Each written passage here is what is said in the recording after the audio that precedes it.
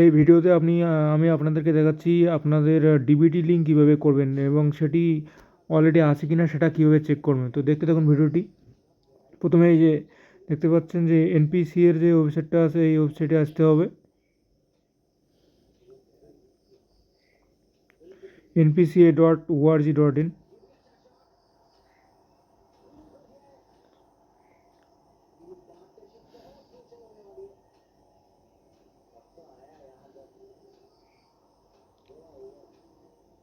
আসার পর ওইখানে দেখুন উপরে যে অপশানটা রয়েছে কাস্টমার, তো ওখানে ক্লিক করবেন।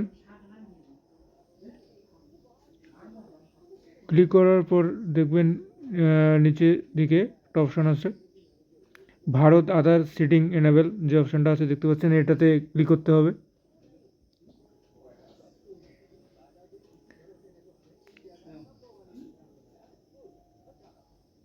ক্লিক করার পর এখানে একটা এইরকম অপশান আসবে। তারপরে এখানে দেখুন নিচে একটা অপশান আছে আধার ম্যাপ স্ট্যাটাস।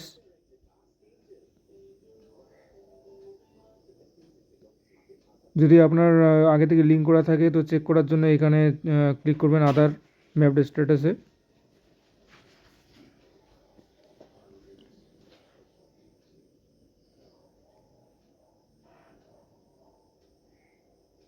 ক্লিক করার পর এখানে দেখুন এন্টার ইয়োর আধার নাম্বার যে আছে, আধার নাম্বারটা এখানে বসাতে হবে।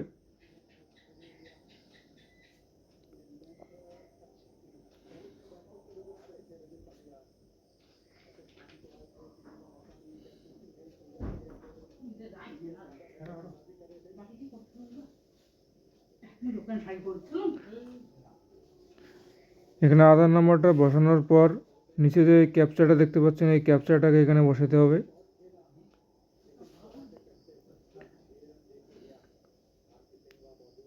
এই ঘরটার মধ্যে এই ক্যাপচাটাও বসাবেন।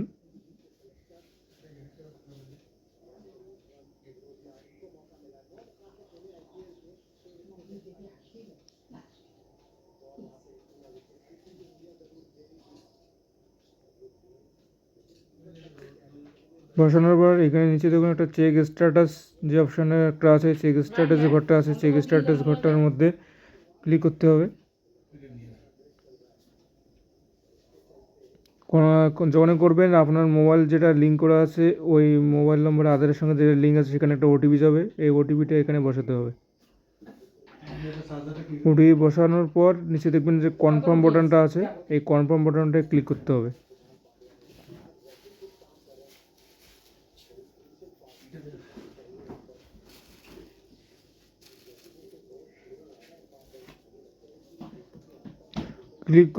ক্লিক করার সঙ্গে সেখানে যে যদি লিঙ্ক থাকে অলরেডি লিঙ্কটা এখানে দেখাবে যে কোন ব্যাংকের সঙ্গে আপনার এটা লিঙ্ক করা আছে। তো জেনারেল যদি অপশান থাকে তাহলে এটা লিঙ্ক আছে, যদি না থাকে তাহলে সেটা লিঙ্ক করতে হবে।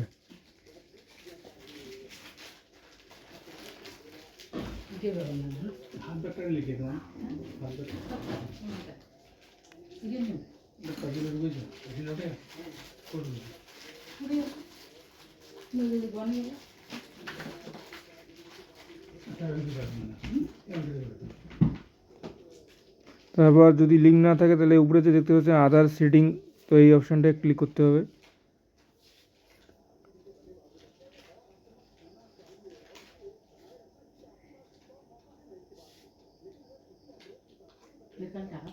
তারপরে যে কনফার্ম যে দেখতে পাচ্ছেন এই কনফার্মে ক্লিক করতে হবে। করার পর এখানে আপনার যে আধার নম্বরটা আছে আবার এই আধার নম্বরটা এখানে বসাতে হবে। তারপরে পাশে যে দেখতে পাচ্ছেন যে সেটিং যে অপশানটা আছে, তো এই সেটিং করতে হবে, এখানে সেটিংয়ে ক্লিক করতে হবে আধার নম্বর বসানোর পর।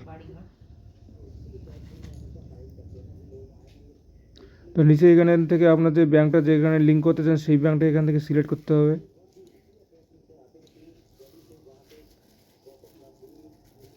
করার পর এখানে তিনটে অপশান আছে ফ্রেশ সিটিং, যদি কেউ একদম নতুনভাবে করতে চায় এখানে ফ্রেশ সিটিং করতে হবে। আর নিচে যে 2 নম্বরটা আছে এটা সেম ব্যাঙ্ক, যদি একই ব্যাঙ্কে যদি কারেন্ট অ্যাকাউন্ট আর একটা আছে সেভিং অ্যাকাউন্ট থাকে, যদি আপনার করতে চান ওই অ্যাকাউন্টের মধ্যে, তো এটা করতে হবে। আর 3 নম্বরটা যেটা দেখতে পাচ্ছেন এটা হচ্ছে যদি আদার অন্য ব্যাংক থেকে করতে চান, এক ব্যাংক থেকে অন্য ব্যাংকে যদি এটা ট্রান্সফার করতে চান তো এই 3 নম্বরটা সিলেক্ট করতে হবে। করার পর নিচে যখন অ্যাকাউন্ট নম্বরটা বসাবেন, যে অ্যাকাউন্ট নম্বরটা লিঙ্ক করতে চান এখানে অ্যাকাউন্ট নম্বরটা দিতে হবে এবং নিচে এখানে কনফার্ম করতে হবে অ্যাকাউন্ট নম্বরটা। কনফার্ম করার পর এখানে যে বাই সাবমিটিং যে এখানে আছে এটাতে ক্লিক করতে হবে। তারপরে নিচে দেখছেন যে ক্যাপচাটা আছে, এই ক্যাপচাটা এখানে বসাতে হবে।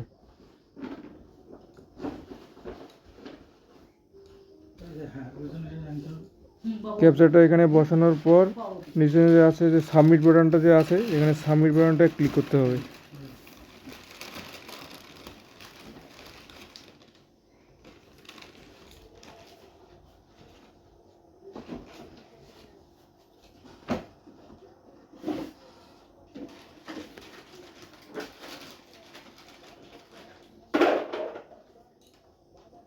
এখানে যে অপশানগুলো বললাম আবার বলছি, দেখাচ্ছি দেখুন। এখানে ফ্রেশ যদি করতে চান তাহলে একদম উপরেরটা করতে হবে। আর দ্বিতীয় নম্বর যেটা আছে এটা যদি এক ব্যাংকে যদি কারেন্ট অ্যাকাউন্ট বা অ্যাকাউন্ট থাকে ওই একই ইয়ার মধ্যে, তো দ্বিতীয় নম্বরটা করতে হবে।